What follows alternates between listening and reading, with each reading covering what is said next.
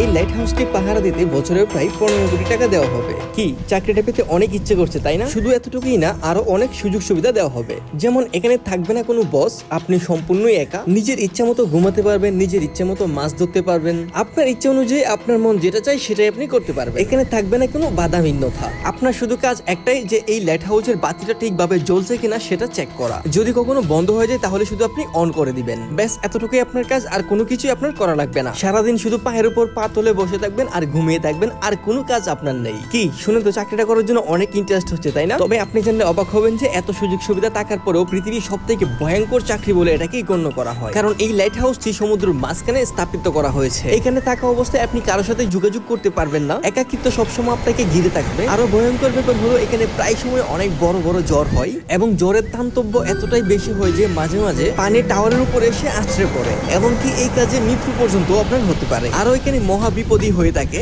এখন আপনার মনে প্রশ্ন আসতে পারে যে এই লাইট হাউস গুলো সমুদ্রের মাঝখানেই কেন স্থাপিত হয়? এর কাজেই বা কি, বা কেনই বা লাইট হাউসের উপর সবসময় নজর রাখে, কিংবা কেন এটা লাইট কখনোই বন্ধ করা যায় না? সো এগুলো জানতে হলে ভিডিওটা স্কিপ না করে মনোযোগ সহকারে দেখেন। এই রহস্যময় লাইট হাউসের ডিটেইলস জানতে হলে আমাদের কিছু বছর ফ্ল্যাশব্যাকে যেতে হবে। তখন যাতায়াতের জন্য ছিল না কোনো যানবাহন বা গাড়ি কিংবা আকাশপথ। তখন বিশাল পথ পাড়ি দেওয়ার জন্য একমাত্র ওই ছিল নৌপথ। আর তখনকার জাহাজগুলো ছিল কাঠে তৈরি করা। আর তাতে করে সমস্যা হতো কি, যখন রাতের অন্ধকারে নাবিক সমুদ্র পথ পাড়ি দিতেন তখন কি হতো, প্রায় সমুদ্রের নিচে থাকা পাথরের সাথে ধাক্কা লেগে হয় জাহাজগুলো ডুবে যেত, না হয় বড় বড় ক্ষতির সম্মুখীন হতো, এবং বাণিজ্যিক ভাবে দুর্বল হতে শুরু করে কোনো কোনো দেশ। এবং নিজেদের দেশগুলোকে বাঁচানোর জন্য কিছু আর্কিটেকচার মিলে পরিকল্পনা করে, যাতে করে জাহাজে থাকা নাবিকগুলো বুঝতে পারে যে কোন জায়গায় পাথর রয়েছে এবং তাদের কোন জায়গা দিয়ে পথ অবলম্বন করা উচিত। তখনকার সব থেকে বিখ্যাত আর্কিটেকচার সস্টাসাস অফ সিনিজাস একটি অ্যামেজিং আইডিয়া বের করে। আর আইডিয়াটা হচ্ছে, যেখানে পানির নিচে পাথর রয়েছে সেখানে তারা এমন একটি দৈর্ঘ্য তৈরি করবেন যা রাতের বেলায় নাবিকদের পথ দেখাবে এবং সমুদ্রের নিচে থাকা পাথরগুলো থেকে জাহাজকে রক্ষা করবে। এবং যেখানে যেখানে সমুদ্রের মাঝখানে পাথর রয়েছে